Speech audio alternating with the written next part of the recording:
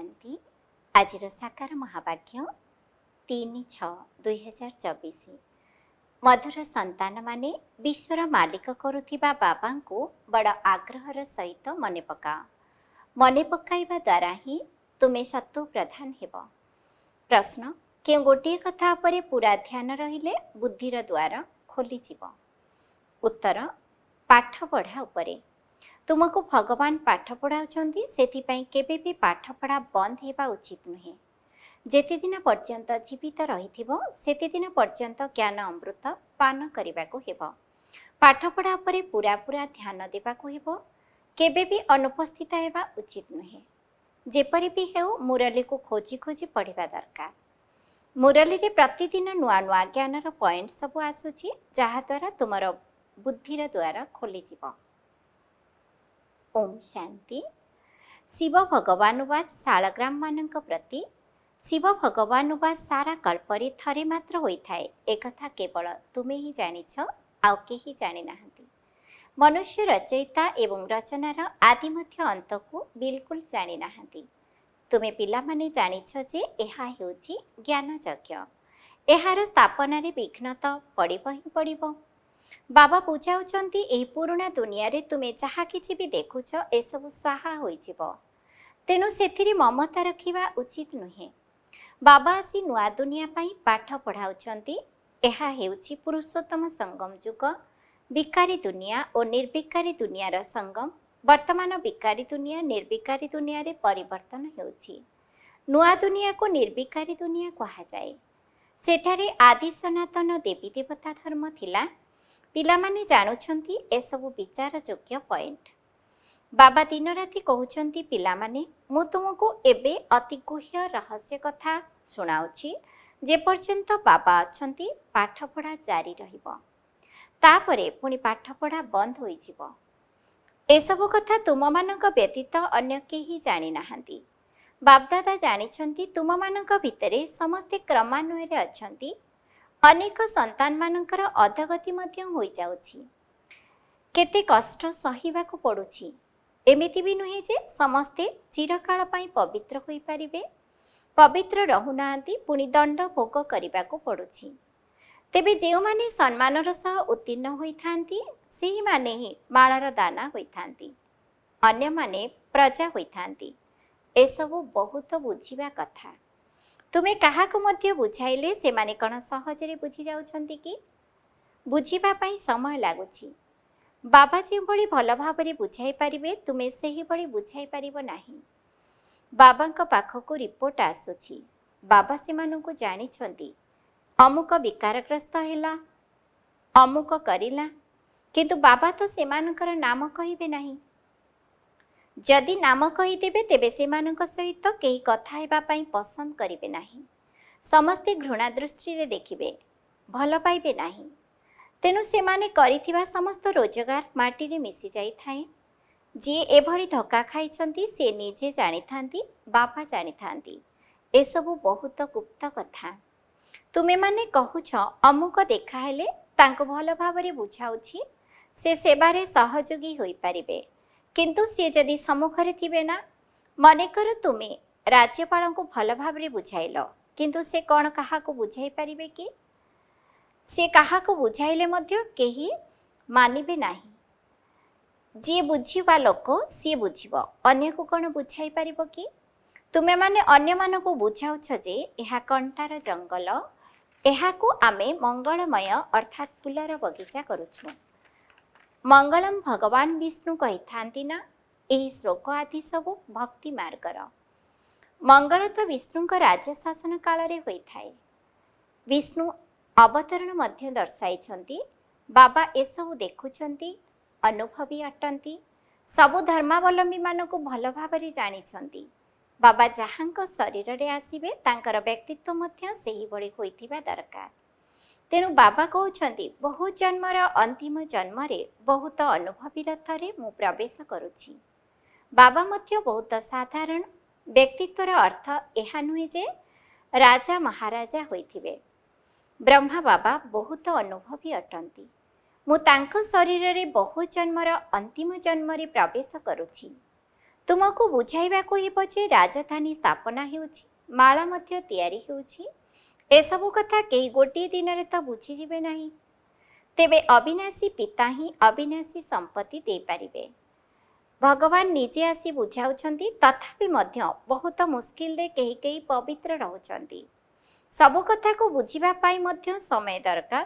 ବହୁତ ଅଛନ୍ତି ଯେଉଁମାନେ ଦଣ୍ଡ ଭୋଗ କରୁଛନ୍ତି, ଦଣ୍ଡ ଭୋଗ କରି ପୁଣି ପ୍ରଜା ହେଉଛନ୍ତି। ବାବା ବୁଝାଉଛନ୍ତି, ପିଲାମାନେ ତୁମକୁ ବହୁତ ମିଠା ହେବାକୁ ପଡ଼ିବ, କାହାକୁ ଦୁଃଖ ଦେବା ଉଚିତ ନୁହେଁ। ବାବା ସମସ୍ତଙ୍କୁ ସୁଖର ରାସ୍ତା ଦେଖାଇ ଦୁଃଖରୁ ମୁକ୍ତ କରିବା ପାଇଁ ଆସୁଛନ୍ତି। ତେବେ ସିଏ ପୁଣି ଅନ୍ୟକୁ କିପରି ଦୁଃଖ ଦେଇପାରିବେ? ଏସବୁ କଥା ତୁମେ ପିଲାମାନେ ଜାଣୁଛ। ସଂସାରର ମନୁଷ୍ୟ ଏସବୁ କଥା ବହୁତ ମୁସ୍କିଲରେ ବୁଝିଥାନ୍ତି।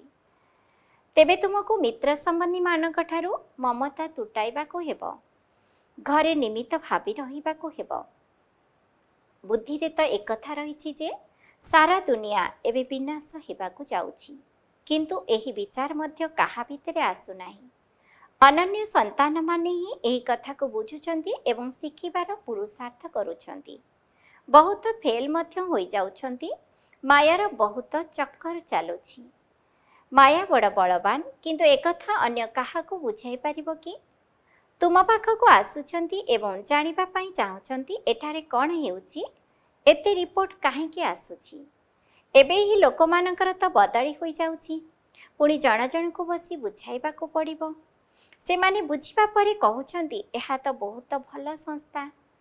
ରାଜଧାନୀ ସ୍ଥାପନାର କଥା ବହୁତ ଗୁହ୍ୟ ଏବଂ ଗୋପନୀୟ।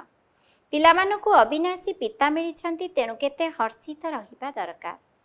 ଆମେ ବିଶ୍ୱର ମାଲିକ ଦେବତା ହେଉଛୁ, ତେଣୁ ଆମ ଭିତରେ ବହୁତ ଦୈବୀ ଗୁଣ ରହିବା ଆବଶ୍ୟକ।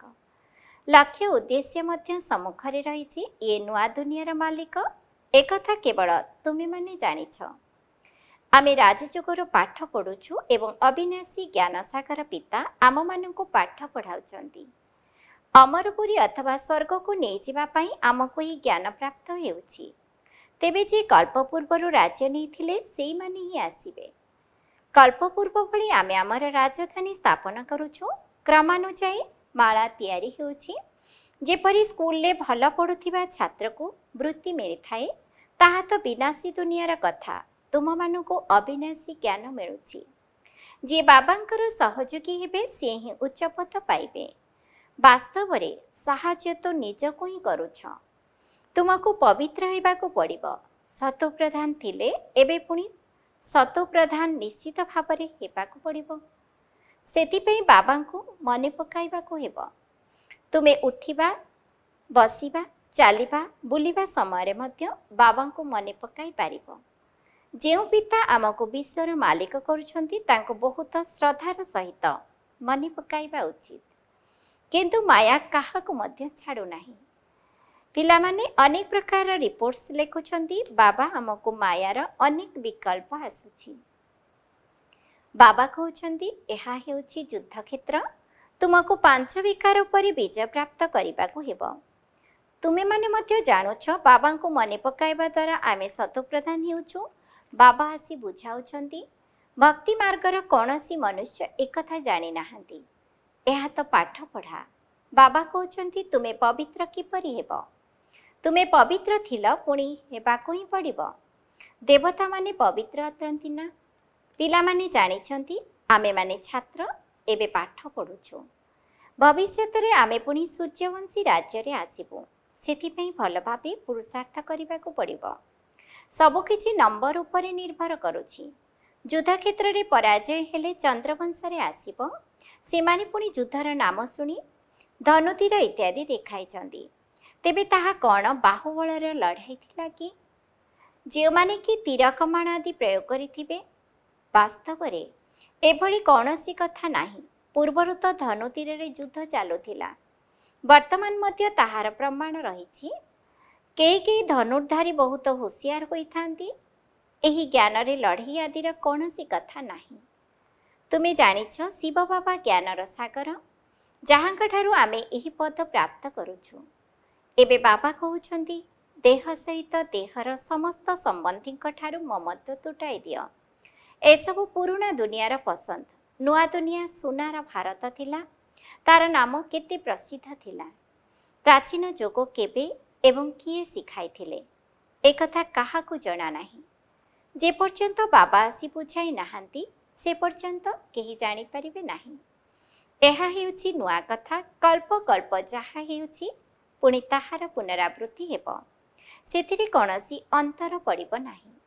ବାବା କହୁଛନ୍ତି ଏହି ଅନ୍ତିମ ଜନ୍ମରେ ପବିତ୍ର ରହିଲେ ତୁମେମାନେ 21 ଜନ୍ମ କେବେ ହେଲେ ଅପବିତ୍ର ହେବ ନାହିଁ। ବାବା କେବେ ଭଲ ଭାବେ ବୁଝାଉଛନ୍ତି, ତଥାପି କ'ଣ ସମସ୍ତେ ଏଇଭଳି ପଢ଼ୁଛନ୍ତି କି? ପାଠପଢ଼ାରେ ରାତି ଦିନର ଫରକ ରହୁଛି। ପଢ଼ିବା ପାଇଁ ବହୁତ ଆସୁଛନ୍ତି, କିନ୍ତୁ କେହି କେହି ଅଳ୍ପ ପାଠ ପଢ଼ି କେଉଁଆଡ଼େ ଚାଲି ଯାଉଛନ୍ତି।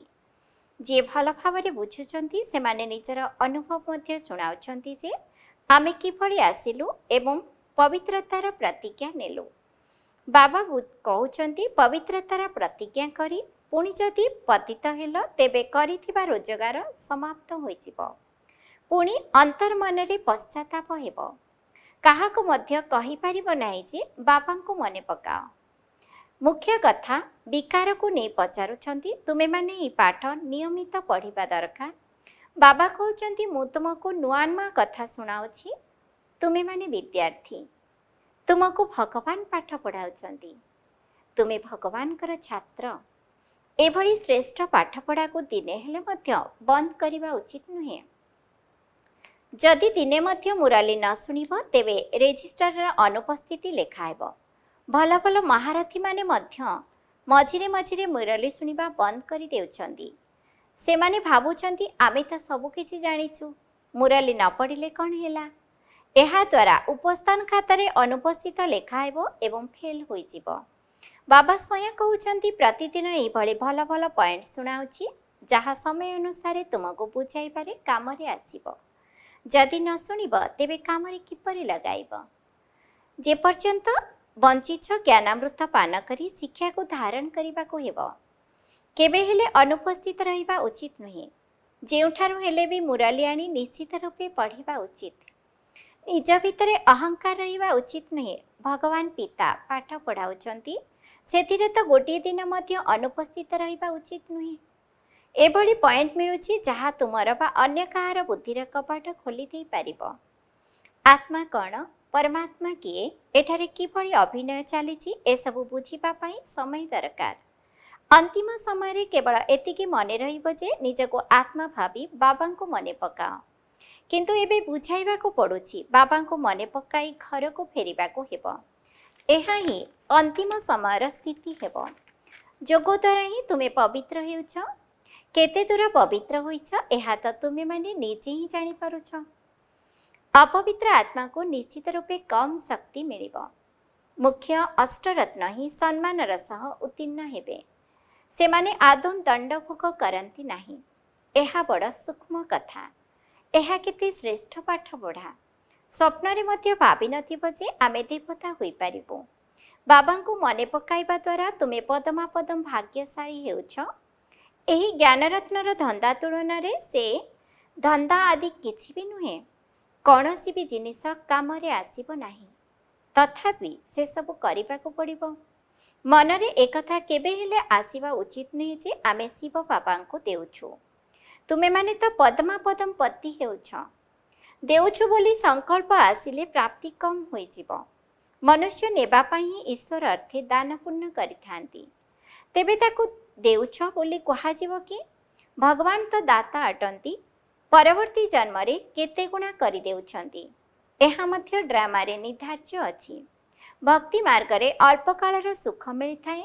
ତୁମେମାନେ ଅବିନାଶୀ ବାବାଙ୍କ ଠାରୁ ଅବିନାଶୀ ସୁଖର ସମ୍ପତ୍ତି ପ୍ରାପ୍ତ କରୁଛ। ଆଚ୍ଛା, ମିଠା ମିଠା ଶିଖିଲ ଧିଏ ସନ୍ତାନମାନଙ୍କ ପ୍ରତି ମାତା ପିତା ବାପଦାଦାଙ୍କର ମଧୁର ସ୍ନେହଭରା ସମ୍ପୂର୍ଣ୍ଣ ଶୁଭେଚ୍ଛା ଏବଂ ସୁପ୍ରଭାତ। ଆତ୍ମିକ ପିତାଙ୍କର ଆତ୍ମିକ ସନ୍ତାନମାନଙ୍କୁ ନମସ୍ତେ। ଆମ ଆତ୍ମିକ ସନ୍ତାନମାନଙ୍କର ମଧ୍ୟ ଆତ୍ମିକ ପିତାଙ୍କୁ ନମସ୍ତେ ନମସ୍ତେ ନମସ୍ତେ। ଧାରଣା ପାଇଁ ମୁଖ୍ୟ ସାରାଂଶ 1 ନମ୍ବର, ଯେତେ ଦିନ ପର୍ଯ୍ୟନ୍ତ ବଞ୍ଚିଥିବ ସେତେ ଦିନ ପର୍ଯ୍ୟନ୍ତ ଜ୍ଞାନ ଅମୃତ ପାନ କରିବାକୁ ହେବ। ଶିକ୍ଷାକୁ ଧାରଣ କରିବାକୁ ହେବ। ଭଗବାନ ପାଠ ପଢ଼ାଉଛନ୍ତି, ସେଥିପାଇଁ ଗୋଟିଏ ଦିନ ମଧ୍ୟ ମୁରଲି ବନ୍ଦ କରିବା ଉଚିତ ନୁହେଁ। 2 ନମ୍ବର, ପଦ୍ମର ରୋଜଗାର ଜମା କରିବା ପାଇଁ ନିମିତ୍ତ ମାତ୍ର ଘରେ ରହି ସମସ୍ତ କର୍ମଧନ୍ଦା କରି ଏକମାତ୍ର ବାବାଙ୍କର ହିଁ ସ୍ମୃତିରେ ରହିବାକୁ ହେବ। ବରଦାନ, ପ୍ରସନ୍ନତା ରୂପୀ ଆତ୍ମିକ ବ୍ୟକ୍ତିତ୍ୱ ଦ୍ୱାରା ସମସ୍ତଙ୍କୁ ଅଧିକାରୀ କରିଦେଉଥିବା ଗାୟନ ଏବଂ ପୂଜନ ଯୋଗ୍ୟ ହୁଅ। ଯେଉଁମାନେ ସମସ୍ତଙ୍କଠାରୁ ସନ୍ତୁଷ୍ଟତାର ସାର୍ଟିଫିକେଟ୍ ପ୍ରାପ୍ତ କରିନିଅନ୍ତି ସେମାନେ ସଦାସର୍ବଦା ପ୍ରସନ୍ନ ରହିଥାନ୍ତି ଏବଂ ଏହି ପ୍ରସନ୍ନତାର ଆତ୍ମିକ ବ୍ୟକ୍ତିତ୍ୱ କାରଣରୁ ହିଁ ସେମାନେ ଗାୟନ ଏବଂ ପୂଜନ ଯୋଗ୍ୟ ହୋଇଯାଆନ୍ତି। ତୁମ ଭଳି ଶୁଭଚିନ୍ତକ ତଥା ପ୍ରସନ୍ନଚିତ ସ୍ଥିତିରେ ରହୁଥିବା ଆତ୍ମାମାନଙ୍କ ଦ୍ୱାରା ସମସ୍ତଙ୍କୁ ଯେଉଁଭଳି ଖୁସି, ସାହାରା, ସାହସ ରୂପୀ ଡେଣା ଏବଂ ଉମଙ୍ଗ ଉତ୍ସାହ ପ୍ରାପ୍ତ ହେଉଛି, ସେହି ପ୍ରାପ୍ତି କାହାକୁ ଅଧିକାରୀ କରିଦେଉଛି ତ ଆଉ କେହି ଭକ୍ତ ହୋଇଯାଉଛନ୍ତି। ସ୍ଲୋଗାନ, ବାବାଙ୍କ ଠାରୁ ବରଦାନ ପ୍ରାପ୍ତ କରିବାର ସହଜ ଆଧାର ହେଲା ଆନ୍ତରିକ ସ୍ନେହ। ଓମ୍ ଶାନ୍ତି।